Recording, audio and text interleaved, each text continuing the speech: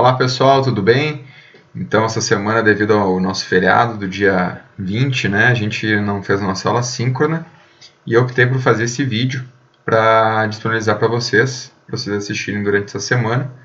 Depois que vocês assistirem o vídeo, façam a tarefa, vou disponibilizar a tarefa 2 para vocês, relativo a justamente essa aula do vídeo, tá bom? Talvez esse vídeo demore um pouquinho, acho que não tanto como uma aula síncrona, mas eu peço que vocês guardem as perguntas, né? Ou podem me encaminhar por e-mail ou então me fazer as perguntas na aula síncrona da semana que vem. Tá bom, gente? Bom, na aula da semana passada a gente já começou a falar sobre conjuntos, né? E aqui nós terminamos o nosso conteúdo e a partir daqui que a gente vai começar, tá? Então a gente vai falar agora de conjuntos, tá? São os subconjuntos, né? Mas em especial agora o conjunto das partes. Então, seja para um conjunto S, né? Podemos formar um novo conjunto cujos elementos são os subconjuntos de S. Esse conjunto é chamado de conjunto das partes de S, denotado por esse P, um pouquinho estranho, P de S, tá? Então, vamos fazer um exemplo para isso ficar bem claro para vocês. Nós temos aqui, então, um conjunto S, né, dado por 0 e 1, apenas os elementos 0 e 1. Então, o conjunto das partes de S é dado por esse novo conjunto, que é dado pelo conjunto vazio, pelo conjunto do elemento 0, o conjunto do elemento 1 e o conjunto dos elementos 0 e 1. Ou seja, o que é o conjunto das partes, pessoal? São todos os conjuntos, na verdade, todos os subconjuntos que a gente consegue formar a partir do conjunto principal. Então, foi dado um conjunto S, e a partir desse conjunto S, quantos conjuntos eu consigo formar? Bom, tem o conjunto vazio, que sempre vai pertencer a S. Tem o conjunto apenas com o elemento 0. Tem o conjunto apenas com o elemento 1. E tem o próprio conjunto S, que não deixa de ser um subconjunto do próprio S. Tá? Então, o conjunto das partes é dado por esses 4 elementos. Agora, então, a gente vai fazer esse exercício que nos dá o conjunto A. E a partir do conjunto A, a gente tem que escrever o conjunto das partes. Bom, vamos lá. Então, o conjunto das partes é dado por, de A, né? É dado pelos seguintes. Conjunto vazio. Coloca lá sempre conjunto vazio primeiro para não esquecer, né? Conjunto vazio. Depois, o subconjunto com elemento 1. Beleza? Subconjunto com elemento 2. Subconjunto com elemento 3. Quem mais? Subconjunto com elemento 1 e 2. Subconjunto com elemento 1 e 3. Também subconjunto com o elemento 2 e 3. Está faltando alguém? Sim, o próprio A, né? Que é 1, 2 e 3. Pronto. Aqui então nós temos o conjunto das partes de A. Observem, eu tenho 1, 2, 3, 4, 5, 6, 7, 8 elementos. 8 elementos. Então aqui a gente vai constatar elementos. Aqui a pergunta justamente do próximo exercício, bom, aqui nós tínhamos, nesse exemplo, né, nós tínhamos 2 elementos. Com 2 elementos, nós tínhamos um conjunto das partes dado por 4 elementos. Tá bom? Aqui nós tínhamos 3 elementos. E o conjunto das partes desse conjunto principal de 3 elementos foi um conjunto das partes com 8 elementos. Então, observem que o número total de elementos do conjunto das partes nada mais é do que uma potência de 2 na n, onde esse n é o número de elementos do conjunto principal. É o número de elementos do conjunto principal. Certo? Observe, ó. Então, quantos elementos eu tinha no meu conjunto principal, pessoal, aqui nesse exercício? Eu tinha 3. Né? 1, 2, 3. 2 elevado na 3 é 8. Então, se eu tiver um conjunto com 5 elementos, né? Um conjunto principal lá, com 5 elementos. O meu conjunto das partes vai ter quantos elementos? 2 elevado a 5, 32. Tá? Então, essa é uma propriedade dos conjuntos das partes. Uma nova definição de partição. Tá? Então, a família dos subconjuntos, aqui I, A de I, né? De um conjunto A é uma partição C, se satisfazer aquelas 3 propriedades. A na I, né, um subconjunto, na verdade, é diferente de vazio, então o vazio nunca faz parte de uma partição, diferente do conjunto das partes. Tá? A união de todos esses subconjuntos vai me dar o conjunto A. A na I, interseção com A na J, é diferente de vazio, ou seja, A na I igual a A na J. Tá? Então vamos lá. O conjunto, vamos para um exemplo que vai ficar bem claro, tá, gente? O conjunto A, então dado pelos elementos 1, 2 e 3, tem 5 partições. Temos a partição aqui, ó, com os subconjuntos 1, 2 e 3. Temos a partição com o subconjunto 1 e 2 e o subconjunto 3. Temos a partição com o subconjunto 1 e 3 e o subconjunto com 2. Temos ainda a partição com o subconjunto 2 e 3 e o subconjunto 1. E temos uma partição onde o subconjunto é o próprio A. Observem que tem que aparecer aqui nesse conjunto todos os elementos de A. Certo? Todo mundo tem que aparecer. E não pode ter o vazio. E, além disso, não pode repetir elemento. Tá? Não poderia ter, por exemplo, aqui no conjunto 2, por exemplo, nessa partição 2, né? O subconjunto 1 e 2 e o subconjunto 1 e 3, por exemplo. Não pode, porque o 1 estaria repetindo. Aqui diz que a interseção tem que ser vazia. Depois a gente vai falar mais de interseção. Tá? Então, aí está. Então, esse conjunto com esses 3 elementos teremos 5 partições. E aí trago aqui uma questão, né? Uma questão do pós-comp. Pós-comp é uma prova cobrada na grande maioria das pós-graduações ligadas à computação. Tá? Então, por isso que sempre vou trazer algumas questões do pós-comp. Vocês podem pesquisar um pouquinho mais sobre isso. Mas para tu entrar no mestrado, no doutorado, na UFSC, na URGS, você precisa fazer o pós-comp. Tá? Essa prova é como se fosse um vestibularzinho que você tem que tirar uma nota mínima. Bom, lá trazia essa questão de partição, por isso que eu trouxe aqui o conteúdo. Então, sobre o conjunto A, com os elementos 1, 2, 3 e 4, considere as afirmações a seguir. Primeira afirmativa ali diz o seguinte, que a partição é dada ali por vazio, 2, 3 e 4. Né? A segunda assertiva diz que é vazio o subconjunto 1, 2 e 3 e o subconjunto 3 e 4. A afirmativa 3 diz que os subconjuntos 1 e 2 e 3 e 4 seria uma partição de A. E a afirmativa 4 diz que aquela partição ali, né, com os subconjuntos 1, 2, depois o conjunto 3, depois o subconjunto 4, seria uma partição de A. Bom, pessoal, A1 não tem como ser partição de A porque tem o vazio já, né? E está faltando o elemento 1. A 2 também não, porque tem o conjunto vazio e também está repetindo o 3. A afirmativa 3 está correta, né? Eu tenho ali uma partição de A. E a afirmativa 4 também está correta. Tenho ali uma partição de A. Tá bom? Então, a alternativa correta para esse exercício seria, então, 3 e 4, letra C. Uma questão relativamente simples, mas se a gente não sabe o que é uma partição, né, fica complicado. Bom, dando sequência a outras definições de conjuntos, vamos falar de cardinalidade, isso sim super importante. Ó. Então, seja A um conjunto, se existem exatamente n elementos distintos em A, com esse n maior ou igual a zero, então dizemos que A é um conjunto finito e que n é a cardinalidade de A. Vamos focar mais na cardinalidade, né?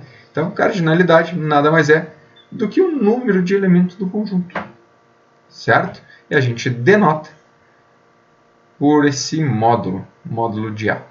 Tá? Então vamos lá. Exemplos. A. X, tal que x é um número ímpar e x é menor do que 10. Bom, vamos lá. Ímpar menor do que 10. Temos, e aqui claramente positivo, tá, gente? Temos ali então o 1, o 3, o 5, o 7 e o 9. São 5 números. Logo, o nosso conjunto A seria o conjunto 1, 3, 5, 7, 9. Deixa eu abrir um novo ali no nosso exemplo, então, o conjunto A seria dado pelos elementos 1, 3, 5, 7 e 9. E a cardinalidade do conjunto A, então, é 5, que é o número de elementos. Tá? 2. O conjunto B é dado, então, por uma letra do alfabeto. Poxa vida, temos 26 letras no nosso alfabeto. Então, cardinalidade B, 26. Número 3 é o conjunto P.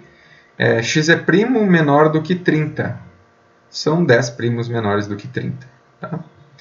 E aqui temos ainda o número 4, que é o conjunto C, que é igual a vazio. Poxa vida, conjunto vazio não tem elementos. Se não tem elementos, a cardinalidade do vazio, né, a cardinalidade de C é 0. Tá bom? Aqui tem alguns exercícios que vocês podem visualizar no livro da Gersten, da Judith Gersten, né? Para quem tem acesso ao livro, pode tentar fazer, mas uma grande parte desses exercícios vai aparecer lá na lista de vocês. E agora sim vamos falar de operações em conjuntos. Até agora nós estávamos definindo uma série de coisas relacionadas aos conjuntos e agora a gente vai fazer operações. Tá? A primeira delas, a operação mais simples de todas, que é a operação da união. Né? Aqui a gente não tem soma, subtração de conjuntos. Né? A gente tem a união, a interseção, enfim. Primeiro, então, a união. Então, dados os conjuntos A e B, chama-se união ou reunião de A e B, denotado por esse carinha aqui, ó, que parece um U, né? Ele é um operador da união mesmo. Não é a letra U, tá, gente? É o operador da união. Então, denota-se união, o conjunto formado pelos elementos que pertencem a A ou a B.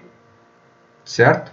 Formalmente, então, poderíamos denotar dessa maneira, x, tal que x pertence a A. Aqui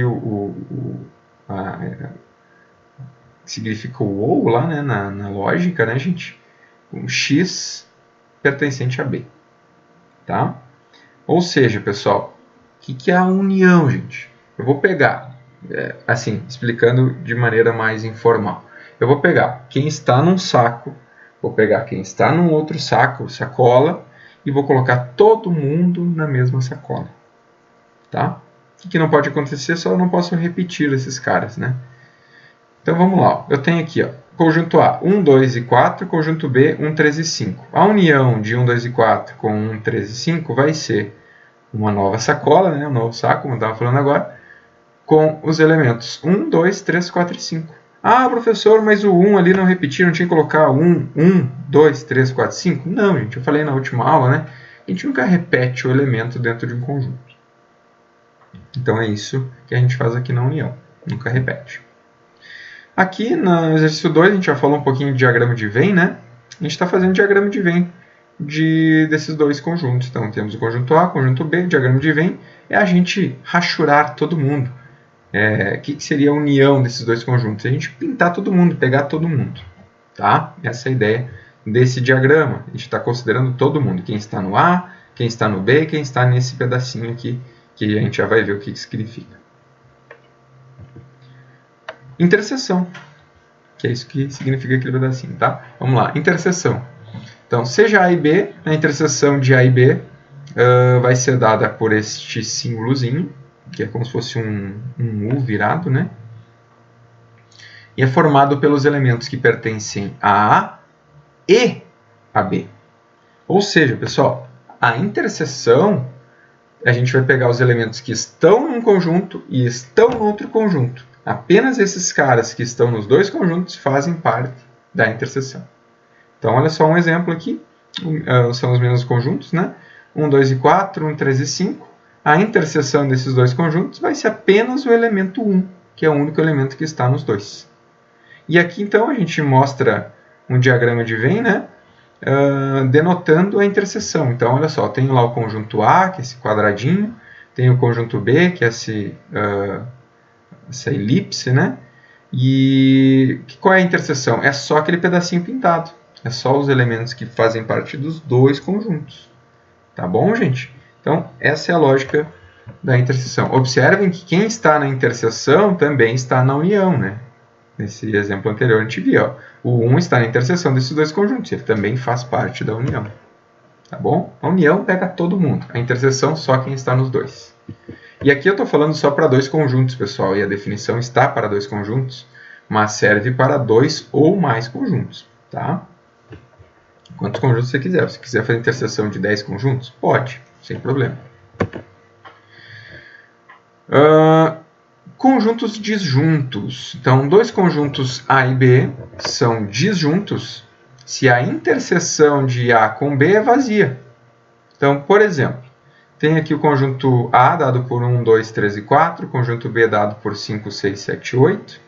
A interseção desses dois é o vazio, né, gente? Não tem nenhum elemento que pertença aos dois conjuntos. Então, a interseção desses dois conjuntos é vazia.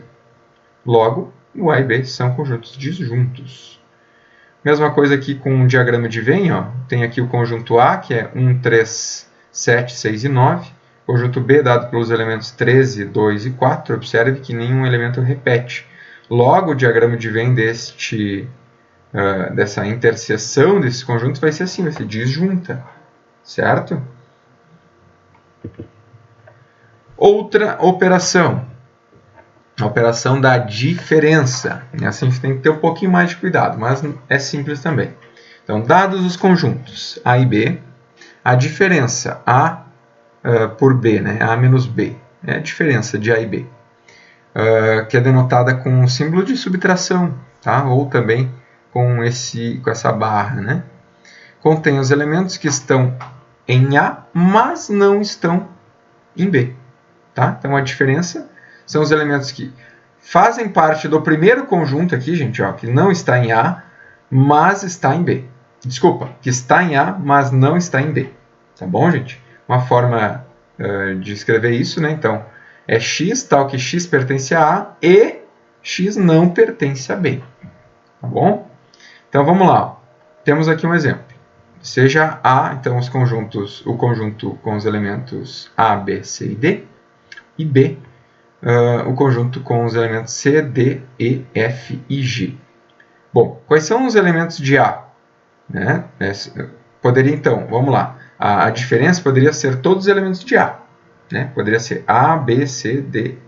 Só que eu tenho aqui no B o elemento C e o elemento D. Então, eu simplesmente excluo esses dois caras, porque são elementos que fazem parte de A, mas não estão em B. Bom, quem que faz parte de A e não está em B? Apenas o A e o B. O C e o D fazem parte de B, então eles saem fora. Tá? Essa é uma forma de pensar. Poderia pensar também com uma ideia de subtrair. Você pega quem está em A e vai subtraindo quem está em B. Ó. Então, pega lá o B e olha para o A. Bom, o C está no B, então você vai lá e corta. Deixa eu colocar aqui no nosso slide. Vou colocar aqui no nosso quadro. Para ficar bem claro, né? Então, você simplesmente, a ideia de subtrair. Você olha para o A, que é o conjunto que está na frente aqui, né? E você olha para o B. Bom, o C está no B. Está no A? Está. Então, você corta. O D está no B. Ele está no A? Está. Então, você corta. O D está no B. Está no A? Não. Então, não faz nada. O C está no B e não está no A? Não faz nada. O G também não está no A. Você não faz nada. Então, sobrou quem? Ah, sobrou só o A e o B. Beleza. Então, a diferença de A e B é justamente os elementos A e B. Agora observem que se eu fizesse a diferença de B com A, seria a mesma resposta? Não seria. Olha só. Qual que seria a diferença de B com A, gente? Bom, vamos lá. É o contrário, gente. Eu vou olhar quem está no B e vou tirando quem está no A. Tá? Então, eu olho quem está no B e tiro quem está no segundo conjunto aqui. Então, olha só. O A está no B? Não está, então não faz nada. O B está no B? Não, então não faz nada. O C, o elemento C, está no conjunto B? Está, então você tira. O elemento D está no conjunto B? Está, então você tira. Sobrou quem? O E, o F e o G. Bom, então a diferença de B com A é apenas E, F e G. Então, observem que a diferença de A com B é totalmente diferente de B com A. Tá bom, gente? Aqui o diagrama de Venn, ó, que representa a diferença de A com B. Então, eu tenho lá os elementos de A que não estão em B. Quem está em B a gente não coloca, não pinta. Então, a diferença de A com B é apenas essa parte rachurada, essa parte pintada. E se eu quisesse representar no diagrama de Venn a diferença de B com A? Bom, aqui eu tenho o conjunto A, né? E aqui eu tenho o conjunto B. Um pouco feio, mas tudo bem. Aqui eu tenho o conjunto B. Qual que seria a diferença de B com A? Bom, seria só a parte do B, que não inclui a interseção ali, gente. Observem, ó. A parte da interseção nunca vai fazer parte da diferença, né? Porque justamente a interseção que não que a gente não quer, né? A gente está excluindo a interseção. Observem, a gente excluiu os elementos que fazem parte da interseção. Tá? Tanto no A menos B quanto no B menos A. Então essa é a diferença de dois conjuntos, tá bom? Complementar. Então vamos lá. Acho que é o último, né? Isso. Depois a gente vai para exercícios, tá? Complementar. Então, dados os conjuntos A e U. O A é um conjunto normal, o U é o conjunto universo, tá? O complementar de A em relação a U é o conjunto formado pela diferença U menos A. A diferença de U com A, tá? A gente pode pensar assim, pessoal. Então, A é sempre um conjunto menor que o universo, tá, gente? O universo é o conjunto grande lá e o A é um subconjunto. Quem são os elementos do complementar de A? São os elementos que fazem parte do universo e não fazem parte de A, ou seja, os elementos que estão fora de A. Tá? Essa é a ideia do complementar. Exemplo. Então, seja ali A, o conjunto dado pelos elementos A, E, I, O, U. E o conjunto U são as letras do alfabeto. Qual vai ser o complementar de A? Bom, U são as letras do alfabeto, o conjunto A são as vogais, o complementar vai ser as consoantes, ok? Beleza? São os elementos que fazem parte de U e não fazem parte de A. Beleza? Então, simplesmente a gente exclui os elementos de A e pega os elementos de U. Tá? Claro, esses elementos de A também estão em U, né? Mas aí eles não fazem parte porque já estão em A. Tá bom? Aqui, ó, exemplo 2. Seja A, né, o conjunto dado pelos elementos x, tal que x é maior que 10. E U, então, maior que 10 a gente pode pensar só nos inteiros, tá, gente? Faltou ali. Mas a gente está pensando só em 11, 12, 13, 14, 15, 16, 17, 18, 19, 20, 21, 22, 23, 24, até mais infinito, tá? Mas só os inteiros. E U é o conjunto dado pelos números inteiros positivos. Então, vai partir de 1, 2, 3, 4, 5, 6, certo? Então, qual seria o complementar de A? Bom, todo mundo que está em U, exceto quem está em A, né? Se o A está começando no 11, a gente vai começar ali do 1 e vai até o 10, pronto. Esse é o complementar de A. Tá bom, gente? No diagrama de Venn, não sei se tem aqui, não tem. A gente poderia representar, por exemplo, esse primeiro ali, exercício, né? Eu tenho lá, ó, o alfabeto todo. Estou ali para fazer os... Aqui, beleza. Tem aqui o alfabeto, ó. Alfabeto. Que é o conjunto U, né? Conjunto universo. E lá dentro, ó, tem as vogais. Tá? Quem que é o complementar? É todo mundo que está aqui, ó. Tá? O complementar daquele conjunto das vogais é todo mundo que está aqui, exceto está lá dentro. Tá bom? No 2 a mesma coisa. Tá bom, gente? Muito bem. Exercício. Deixa eu ver aqui. Muito bem. Exercícios. Temos aqui o primeiro. Deixa eu copiar aqui para a lousa.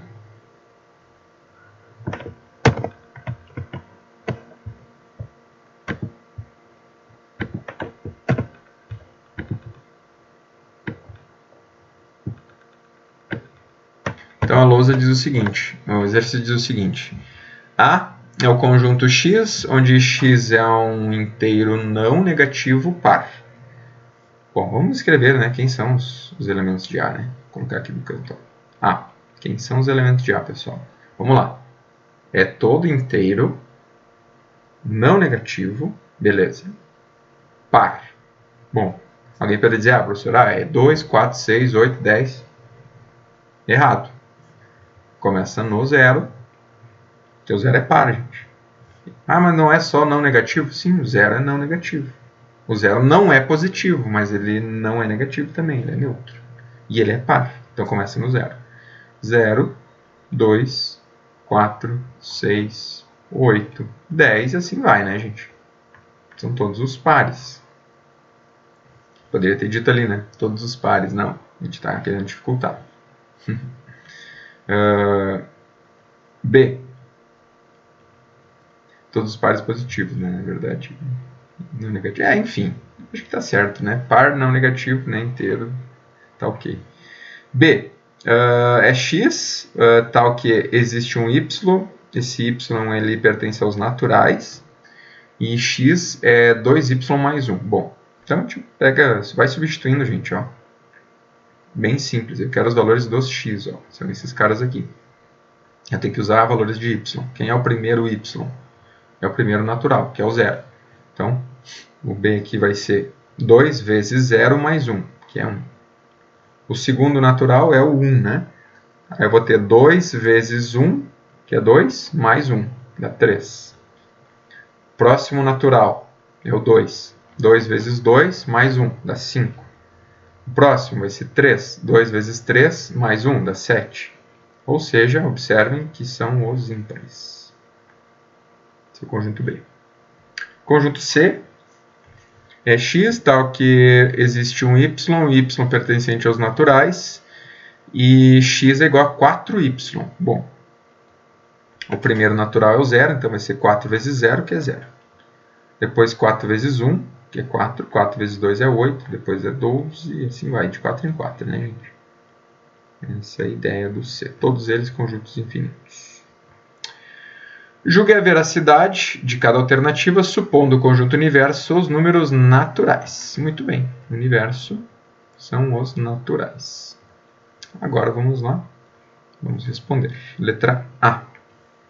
De vermelho aqui. Letra A diz o seguinte: a união de A com B é igual aos naturais, asterisco. Só lembrando o que é esse asterisco, ele exclui o zero, tá? Bom, a união de A com B, gente, é só você olhar ali, ó. Bom, a união de A com B vai ser todo mundo que está em A e em B, ó. Ou em B, né? Então vai ser 0, 1, 2, 3, 4, 5. Vai colocar tudo no mesmo saco, né? Vai ser 0, 1, 2, 3, 4, 5 e assim sucessivamente. Ou seja, isso aqui vai ser todos os números naturais, inclusive o zero. E ali está dizendo todos os naturais asterisco, ou seja, todos os naturais exceto zero. Então isso aqui é falso. Porque tem o zero sim. Tá? B. O complementar, aqui tem uma barrinha, tá? Ó, o complementar de A é igual a B. Bom, não sei. Deixa eu ver quem é o complementar de A. Complementar de A, então eu sei que o universo são todos os naturais. O complementar de A vai ser quem está no universo e não está em A. Bom, vai ser o 1, o 3, o 5, né? Então, o complementar de A vai ser 1, 3, 5, o 7, o 9, são os ímpares, né? Bom, esse conjunto aqui é o próprio conjunto B, né? É o próprio B. Beleza, então, letra B, verdadeira. Letra C, verdadeira, né? Muito bem. Letra C. O conjunto C está contido em A. Isso é verdade? Bom, o C está contido em A sim, né, gente? Ó, todo elemento de C está contido em A. Ó. O elemento de C está em A, está em A. O 12 está em A? Tá, porque o A são os pares, né, gente? Então, o 12 também vai estar, o 16 também vai estar. Então, beleza, sim, C está contido em A verdadeiro. A união com C são os naturais. Será? Vamos ver. A união com C, os naturais? Não, né, gente? Se eu unir o A com o C, eu vou ficar com o próprio conjunto A, e não com os naturais. Vai estar faltando muita gente para os naturais, né? Faltando todos os ímpares para os naturais. Então, letra D, falsa. Letra E. Está dizendo que A diferença com C é dado por isso. Eita! Então, vamos lá. Fazer A diferença com C. O que vai ser isso aqui, gente? A diferença com C. Vamos lá. O que eu estou fazendo, gente? Eu estou pegando os elementos de C e estou tirando de A. Então, tenho 0, tira. Tenho 4, tira. Tenho 8, tira. Tenho 12, tira. Ou seja, eu vou ficar com 2, 6, 10 e vou indo de 4 em 4. Ó. 2, 6, 10, 14, 18. Então, 2, 6, 10, 14, 18, 22, assim sucessivamente. Ó. Bom, será que esse conjunto aqui, a diferença com C, é o que foi dado ali? Não sei. Vamos descobrir, né? Aqui está dizendo que é todo x, tal que existe um y, esse y ele pertence aos naturais, e o x é dado por essa formulazinha. Vamos escrever aquele cara ali, fazer aqui de preto, ó. Vamos pegar o primeiro natural, é o 0, então vai ficar 4 vezes 0 mais 2, isso é 2. Tudo bem. O próximo natural é o 1, 4 vezes 1 mais 2, 4 vezes 1, 4, mais 2, 6. Beleza? Vamos testar o próximo. O próximo natural é o 2. 4 vezes 2 é 8. 8 mais 2, 10. Opa, então justamente isso, né, gente? O próximo vai ser 3, vai ser 4 vezes 3, que é 12. 12 mais 2, 14.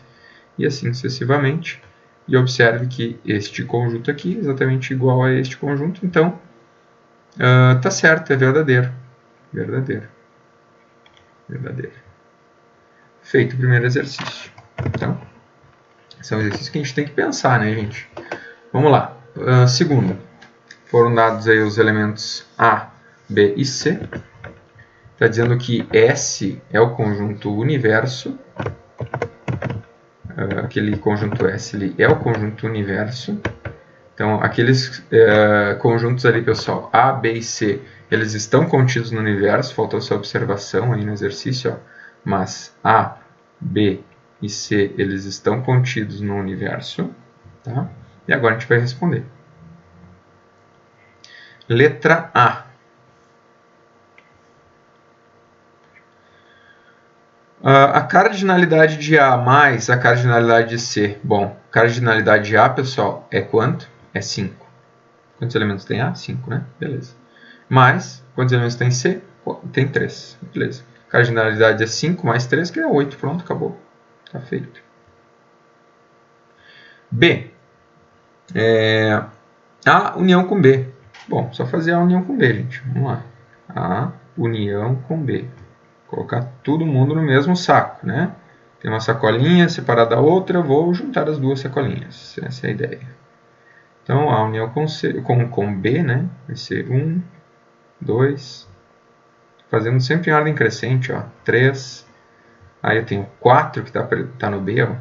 Depois eu tenho 5, o 6 não está em nenhum, mas eu tenho 7, depois eu tenho 8, tenho 9 também e tenho 10. Só faltou o 6, né? Todo mundo que está no universo, exceto o 6. É a união do A com B. C. O C está pedindo para a gente fazer a diferença com C. Bom, vamos lá. Eu vou pegar, olhar para o A e vou excluindo quem está no C. Tem 5 aqui, tem 5 lá, excluir. Tem 8 aqui, mas não tem lá, não faz nada. Tem 10 aqui, tem 10 lá, exclui o 10. E sobrou só o 1, o 2 e o 3. Então, o C é dado pelos elementos 1, 2 e 3. Pronto. Letra D. Letra D. Preciso do complementar de B, interseção com a união de A com C. Bom, primeiro, faz o complementar do B, gente. Vai fazendo por partes, não se afoga. Complementar do B, é só a gente olhar para cá, olhar para o universo e vai colocando quem está no universo e não está no B. É 1 3. Vamos lá, vamos por partes. 1, 3. Quem mais? Depois tem o 5 e o 6. O 5 e o 6. Quem mais? Daí tem 7, 8, 9. E faltou o 10, né? O 10 está no complementar e não está em B. Pronto, esse é o complementar de B. Aí eu preciso ainda o que está dentro do parênteses, né, gente? Depois a gente faz aquela interseção. Fazer A união com C, ó. A união com C. A união com C vai ser 1, 2, 3, 5, 8 e 10. 1, 2, 3, 5, 8 e 10. Só aumentou o 8, né, basicamente. Ó, que é o único elemento ali que está no C e não está no A, né? A gente colocou ele lá. Agora, gente, eu preciso fazer a interseção, né, que é o que está pedindo lá, a interseção do complementar de B com a união de A com C. Ou seja, pessoal, é só a gente olhar para esses dois conjuntos aqui e ver quais são os elementos em comum. O 1, o 3, o 5 e o 10. Pronto. Interseção, então, 1, 3, 5 e 10. Está feito, gente. Está feita a letra D. A letra C é só o complementar do C. Vou passar isso. Tá? Aqui temos um exercício do pós-comp. Tá? Então, considerando os conjuntos A, B e C, assinale a alternativa que representa corretamente a região sombreada associada à relação. Tá? Então, ali nós temos essas relações. Esse exercício, gente, eu vou deixar para vocês fazerem. Tá? Então, basicamente, ó, vocês têm que olhar para cada uma, olha para essa aqui dentro do parênteses, faz o diagrama desse outro aqui e faz a união deles. Faz o que está dentro da chave. Depois, faz essa outra chave. E depois, faz a interseção dessas duas. Tá? E aí vocês vão chegar na resposta correta. Vou deixar vocês fazerem. Na próxima aula a gente discute. Seguindo ainda com outras definições, vamos falar de produto cartesiano. Então, seja A e B conjuntos de S, o produto cartesiano de A e B, denotado aí por esse x, tá? A, x, B, é definido por um par ordenado. Olha só, A, produto cartesiano com B, nada mais é do que um parzinho ordenado, onde x pertence ao conjunto A e o y pertence ao conjunto B. Então, vamos direto para um exemplo.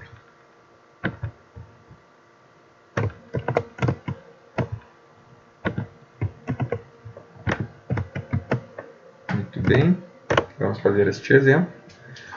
Letra A. Encontre A produto cartesiano com B. Gente, então vamos lá, vai ser um conjunto com parzinhos, onde o primeiro elemento do parzinho pertence ao A, então vai ser ali, ó, 1, e o segundo elemento do parzinho pertence a B. Então começa no 1, pega o primeiro aqui do B, que é o 3. Vai para o próximo par, pega o 1 e o próximo elemento do B, é o 4. Depois, acabou os elementos de B, vai para o próximo elemento de A, 2, e o primeiro elemento de B, 3. Depois, 2 e 4. Tem mais gente? Não, não tem. Pegou todo mundo já. Pegou todo mundo A, pegou todo mundo B, acabou. Está feito o produto cartesiano de A com B. E se eu fizer o produto cartesiano de B com A, é a mesma coisa? Não, gente, é diferente. Por quê? O que acontece? Que é a letra B ali, né?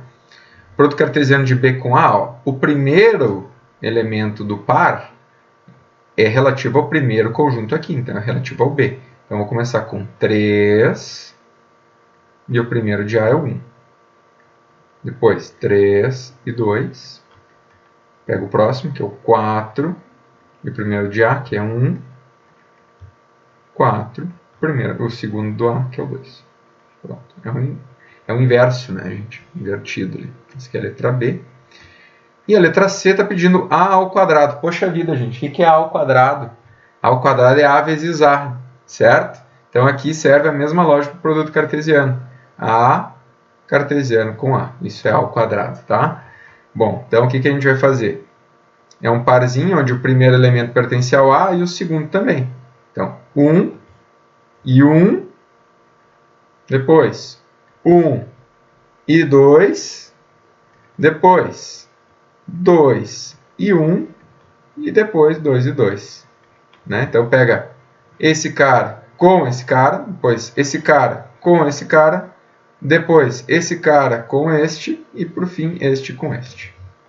Pronto, está feito conjuntinho, conjunto especial, que a gente chama de produto cartesiano. Temos aqui produto cartesiano de n elementos, tá, gente? Então, o produto cartesiano, pessoal, ele pode ser não só com 2 elementos, mas com n elementos, tá? E com n conjuntos também, tá bom, gente? Então, vamos direto fazer esse exemplo aqui, que vai ficar bem visível para vocês. Vamos fazer só o primeiro aqui. Então, nós temos ali 3 conjuntos. Então, 3 conjuntos. Como é que vai funcionar o produto cartesiano de 3 conjuntos? Vai ser um parzinho ordenado? Não, vai ser uma tripla ordenada. Tá? 3 conjuntos, tripla ordenada. E não mais par ordenado. Tá? Então, vamos lá. Produto cartesiano de A, B e C. Vai ser um conjunto, onde eu vou ter uma tripla. Pronto. Quem é o primeiro elemento da tripla? Tem que ser um elemento pertencente ao A. Então, pega lá o 0. O segundo elemento da tripla vai ser o B, um elemento de B, o 1. O terceiro elemento da tripla é um elemento de C, o 0. E agora você dá sequência, pessoal. Eu costumo fazer o seguinte, eu mantenho o primeiro e o segundo elemento da tripla e vou alterando o terceiro. Bom, comecei no 0, o próximo é o 1. Depois, 0, 1 e o próximo é 2. Agora, acabou o C. O que eu faço? Eu altero o segundo elemento da tripla. Então, mantenho o 0, pego o segundo aqui, 2. E pego o primeiro do C agora, 0. Depois, 0, 2 e muda a tripla, 0, 2 e muda o último elemento da tripla. Tem mais gente? Tem, pessoal. Por quê? Eu só peguei esses caras com o 0. Eu tenho que pegar o 1. Então, é a mesma coisa, só que agora o primeiro elemento é 1. Então, vai ficar 1, 1 e 0. 1, 1 e 1. 1, 1 e 2. 1, 2 e 0. 1, 2 e 1. E, por fim, 1, 2 e 2. E aqui nós finalizamos, então, o produto cartesiano desses 3 conjuntos. Só uma observação, isso a gente, com certeza, vocês lembram lá da escola, né? Esses parzinhos, pessoal, são pares ordenados, que, na verdade, eles nos dão pontos num gráfico no plano cartesiano. Tá? Então, por exemplo, a letra A ali, né? Na letra A aqui eu vou fazer o gráfico do plano cartesiano da A. Então aqui está x, aqui y. Tá? Então, tem lá o ponto 1 e 3, então x igual a 1, y igual a 3. 1, 2, 3. X igual a 1, vai lá e marca o ponto. Esse ponto aqui é esse primeiro par, né? Depois, 1 e 4. 1 e 4 é um ponto. Depois, 2 e 3. 2 e 3 vai ser um outro ponto aqui. E 2 e 4 vai ser um outro ponto aqui. Tá? Então, alguém pode dizer, mas nossa, que bobagem isso, né? Isso é bem importante, pessoal, na programação, tá? Quando eu fiz um código computacional no meu mestrado, no meu doutorado, principalmente, eu tinha um código lá que precisava fazer uma malha, tá? E essa malha eu só conseguia fazer pensando em cada um desses pontos da malha, que seguia uma sequência lógica. E a sequência lógica ela era determinada por pares, né? Por pares ordenados, tá? Eu só tinha que determinar lá onde que cada ponto ia ficar. Bom, mas eram pares ordenados, então ficava uma malha quadradona assim, e retangular, enfim. Basicamente só tinha que determinar os elementos lá dos conjuntos antes, tá? Mas era um par ordenado. Então tem aplicação sim, tá, gente? Pode ser que vocês tenham que fazer um código nesse sentido.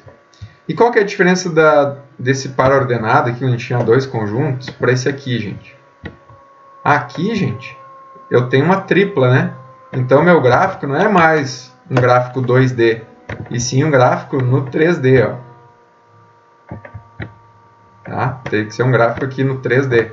Então, pode colocar lá, ó, x, y e z, né? E aí você poderia marcar cada um dos pontos. Então, coordenada x, coordenada y e coordenada z. 0, 1 e 0. Então, x é 0, y é 1 e z é 0. Então, fica aqui mesmo. Depois, 0, 1 e 1. Então, x é 0, y é 1 e z é 1. Então, aqui a gente teria que andar 1, ó, nesse sentido. Ó. Marcaria outro ponto aqui.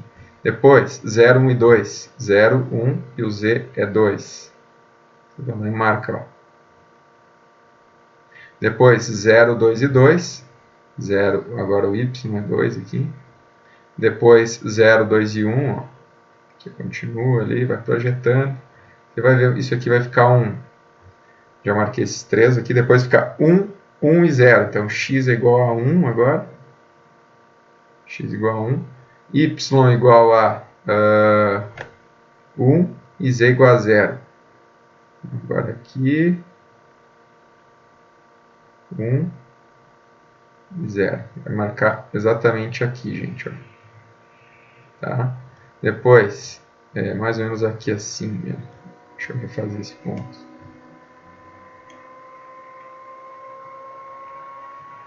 Aí. Depois, 1, 1 e 1, ó. Daí depois ele vai subindo aqui. Depois, aqui. Tá? Depois ele vai ser 1, 2. Depois ele vai vir para cá um pouquinho mais. E a gente vai marcar mais ou menos aqui assim, esses pontos. Tá? Ele fica tipo um cubinho, tá, gente? Se você for observar. Se for juntar aqui esses pontos, ele fica tipo um cubo, ó.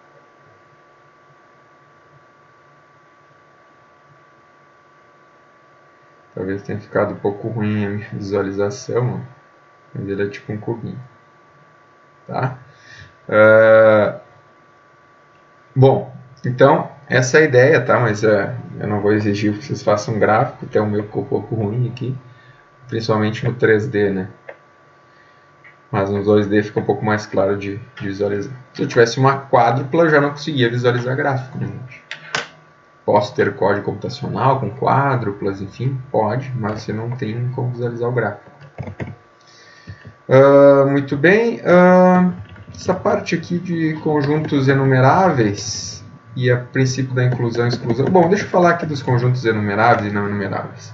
Então, um conjunto é dito contável, a gente já falou sobre isso, quando se pode contar ou enumerar todos os seus elementos. Então, ser contável não significa que pode dizer que qual o número total de elementos do conjunto, mas significa dizer que a gente pode falar o seguinte: aqui está o primeiro elemento, aqui está o segundo, aqui está o terceiro, eu consigo contá-los. Eu não consigo, talvez, saber quantos tem, mas eu consigo pegar cada um deles. É a ideia de discretização, né, gente? Que a gente falou na primeira aula. E todo conjunto finito é contável. Então, podemos achar... Pois podemos ordenar seus elementos em uma lista com a seguinte, como o seguinte, né? Onde cada elemento da lista representa um elemento do conjunto. Então, S1, S2, S3, S4, S5, S6, certo? Um conjunto infinito também pode ser contável, desde que tenhamos uma relação bionívoca com os números naturais. Ou seja, explicando melhor essa palavra, né? Podemos relacionar cada elemento desse conjunto infinito com um elemento dos números naturais. Então, você pode, por exemplo, né? Você tem lá um exemplo aqui de conjunto infinito, por exemplo, os ímpares, né?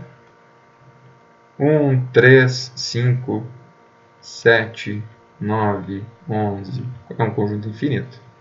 Eu consigo dizer que esse conjunto infinito é contável. Por quê? Eu sei quem é o primeiro elemento, eu sei quem é o segundo, eu sei quem é o terceiro, eu sei quem é o quarto, eu sei quem é o quinto, eu sei quem é o sexto, eu consigo contá-los. Então, eu posso dizer que esse conjunto ele é infinito e contável. Contável, tá? Se o conjunto ele é infinito e contável, a gente pode dizer que ele é enumerável. Enumerável, tá? Essa é a lógica. Se o conjunto for infinito e contável, a gente diz que ele é enumerável. Senão, ele é não enumerável. Tá bom, gente? Essa é uma nova definição que pode aparecer em algum livro. Parte de enumerável. Aqui tem alguns outros exemplos. Ó. Aqui, bom, estou dizendo aqui conjunto dos ímpares positivos, eu acabei de falar, né? Conjunto dos múltiplos de 5. Beleza, é um conjunto que é infinito, né? Múltiplos de 5, infinito, mas contável, né? Eu sei quem é o primeiro múltiplo, sei quem é o segundo, sei quem é o terceiro, sei quem é o quarto, né? Conjunto dos números naturais. Também, né, gente? Eu sei quem é o primeiro natural, eu sei quem é o segundo natural, eu sei quem é o terceiro natural e assim sucessivamente. Dos números inteiros é a mesma coisa. Conjunto contável e infinito. Conjuntos infinitos que não podem ser enumerados, logo são não enumeráveis. Então, o conjunto de todos os reais entre 0 e 1.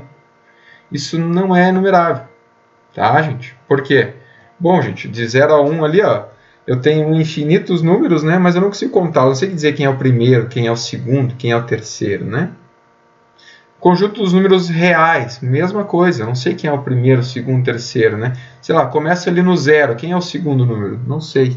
Tá? É 0,0000001, né? É muito número pertinho, não consigo contá-los. Mesma coisa ali, o conjunto dos números reais e não só o intervalo dos números reais, tá?